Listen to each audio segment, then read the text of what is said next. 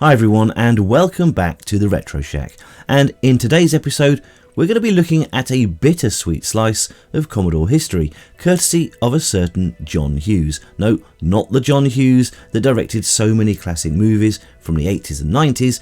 This John Hughes is even better because he sent in this little beauty, the Commodore CD32, and it holds a very special place in retro computing history. Let's take a look.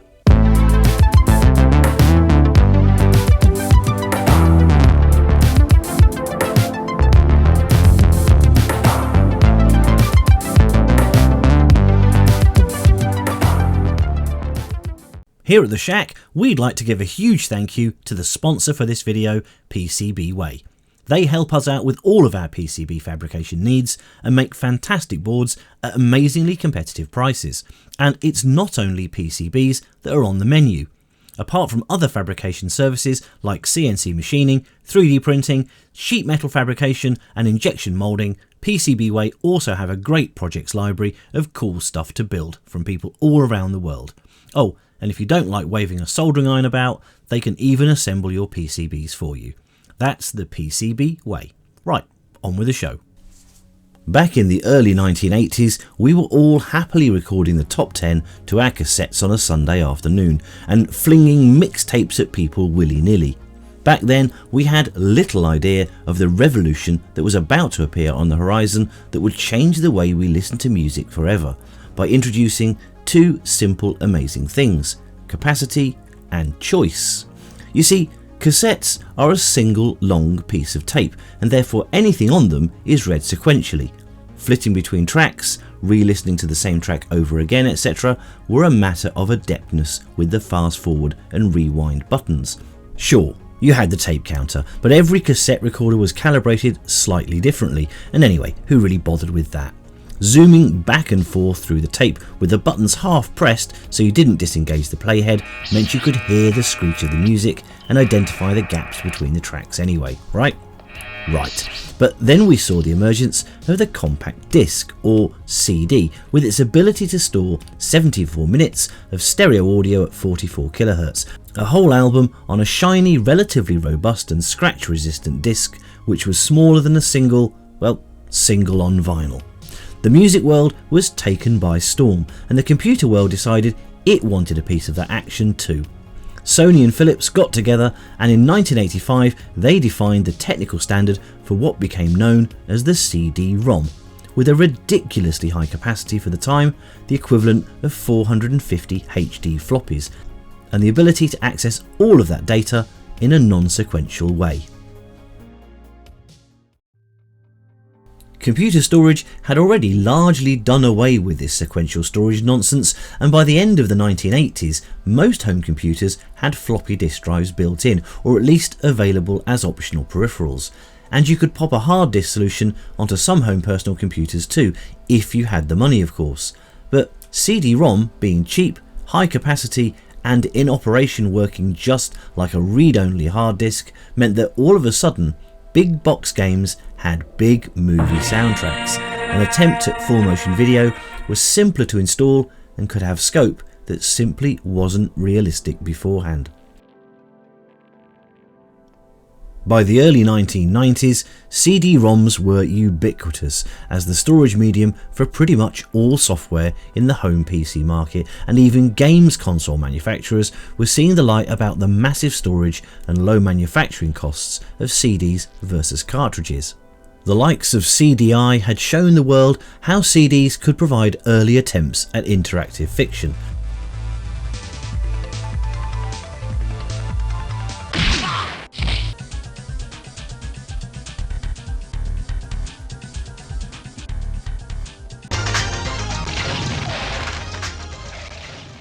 And the humble PC Engine had already adeptly demonstrated just how a console could embrace this extra storage to enhance already great games with amazing stereo CD soundtracks.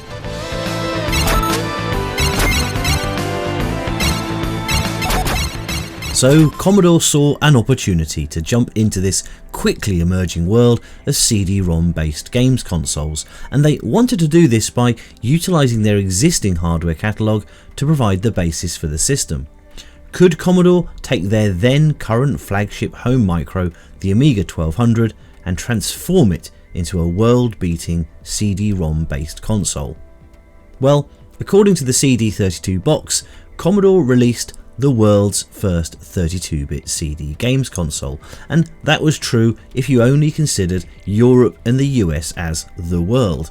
If, however, you consider Japan to be part of the world, you would have to consider the FM Towns Marty as the first 32-bit CD games console. However, that particular machine was only ever released in Japan, so from a certain point of view, that wasn't an entry into the list of world consoles anyway. So, before we take a look at what the Commodore machine could do, let's take a look at what they put together to bring it to market.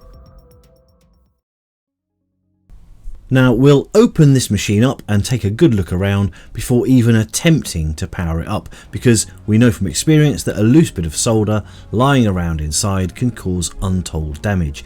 But while we're exposing the guts of the old girl, we should note that basically Commodore did in fact cram an Amiga 1200 into this case, and then made a few questionable choices about memory, slapped a CD-ROM drive in here and wrote a bit of firmware. We'll find the same Motorola 68EC020 running at the same clock speeds as the A1200. There's the same advanced graphics architecture or ARGA chipset as the A1200. We've got the same sound hardware of 4 8-bit PCM channels in a 2 per stereo channel configuration. Memory is 2 meg of chip RAM, the same as the A1200, although there's no easy official way to pop some fast memory in there like there is on its sibling, so the CD32 falls short in that regard. To manage the CD-ROM, we've got this Akiko chip, which also performs some of the tasks that are handled by other chips in previous Amiga models, such as Budgie, Gale and the 2 CIAs. And that's about it. In fact, there are several unofficial add-ons that can be plugged into the CD32, which then offer keyboard and mouse ports, fast memory, floppy and hard disk support, essentially everything you need to turn this into a very usable Amiga 1200-alike machine. Commodore didn't officially offer any of these products themselves, but were to produce an external CD-ROM unit for a stock Amiga 1200 that contained the drive and the Akiko chip that would allow a 1200 to run all CD32 software. But this never made it to market for reasons which may become all too apparent shortly. On our machine here, it doesn't seem like there's much amiss, but we'll give it a good clean in any case and make sure that everything looks hunky-dory before we attempt a power on.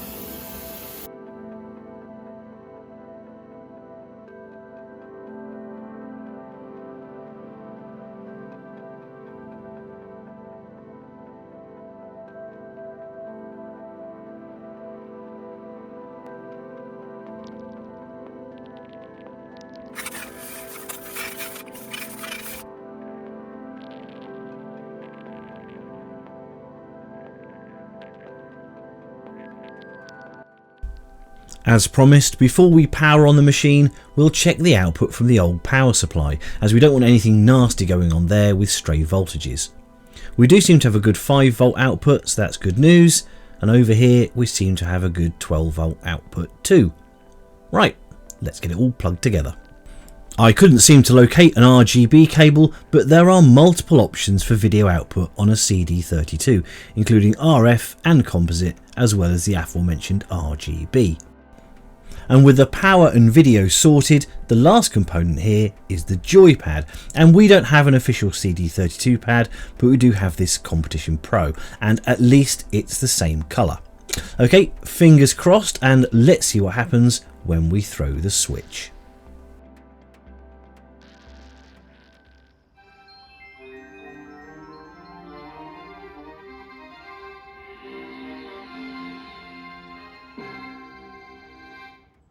Well, that's a bit swish, isn't it? And all working fine.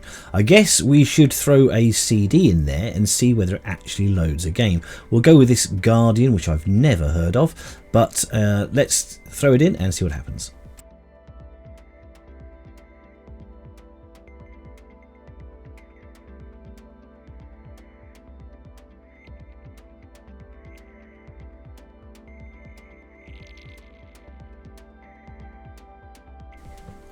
Well, that works. So while we have a little play around on this, which appears to be a cross between Star Fox, Space Harrier and Atari's Battlezone, we'll just ask the question, why wasn't the CD32 the breakthrough games console that Commodore wanted it to be? Well, for a start, Commodore were already in trouble at this point in their timeline.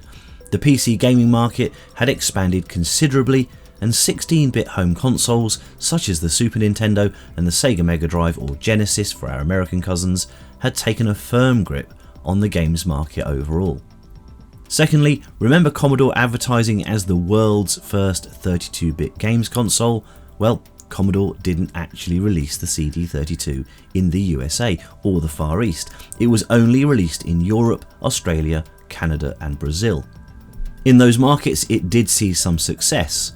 In the UK, during Christmas of '93, the CD32 accounted for 38% of all CD-ROM drive sales in the UK, but it was very short-lived. Prior to the planned 1994 release of the CD32 in the US, Commodore were faced with a judgment forcing them to pay $10 million in royalties to a company called CAD-Track for the use of the XOR patent, a seemingly overlooked software technique for rendering mouse cursors, which apparently the CD32 didn't even use. But nevertheless, the court ruling stood, along with an injunction preventing Commodore from selling the CD32 in the US. Commodore had built up a stock of CD32s in their production facility in the Philippines, ready for distribution and sale in the US, and that's where they stayed. Add in supply problems in Europe and the fact that Commodore declared bankruptcy shortly afterwards, and you can see why this doesn't have a happy ending for either this machine or Commodore as a business. Finally, by 1994, we were in a different world of 3D games. Anyone remember Doom? Well, John Carmack of ID Software, who wrote the game, effectively revealed the Amiga's fate when he allegedly stated in a response to a request to port Doom to the Amiga, "The Amiga is not powerful enough to run Doom. It takes the full speed of a 68040 to play the game properly, even if you have a chunky pixel mode in hardware. Having to convert to bit planes would kill it, even on the fastest Amiga hardware, not to mention the effect it would have on the majority of the Amiga base." The Amiga's planar graphics mode was becoming a bit of a chain around its neck in the world of 3D graphics, and even though in recent years people have proved it could be done, at the time it was seen as a lot of effort for little reward when compared with other markets. So the CD32 was another machine that was just a victim of bad timing and circumstance, perhaps with a sprinkling of bad luck and a pinch of short-sightedness. Let's take a moment to look at some of the wonderful software created for the machine.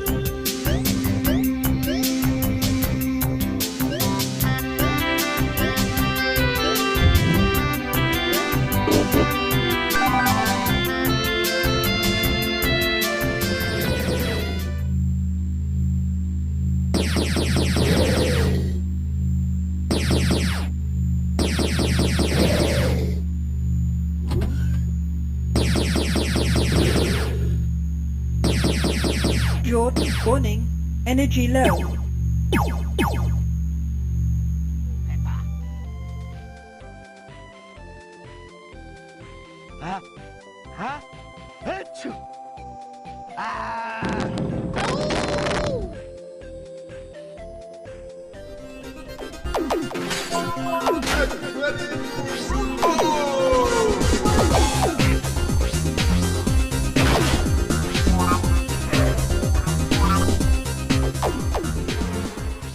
Right, that wraps up today's episode, and a huge thanks to John for for sending this in. I can't imagine a scenario where I don't get a load of add-ons for this, so keep an eye out for that in a future episode. I hope you've enjoyed the video, and if so, please remember to like and subscribe to help the video reach new viewers, and also hit the bell for notifications of new content. Please leave your comments below, as we always love to read them, and head over to our website for details of how to help the channel to continue doing stuff like this. So, until next time in the shack, it's goodbye from me.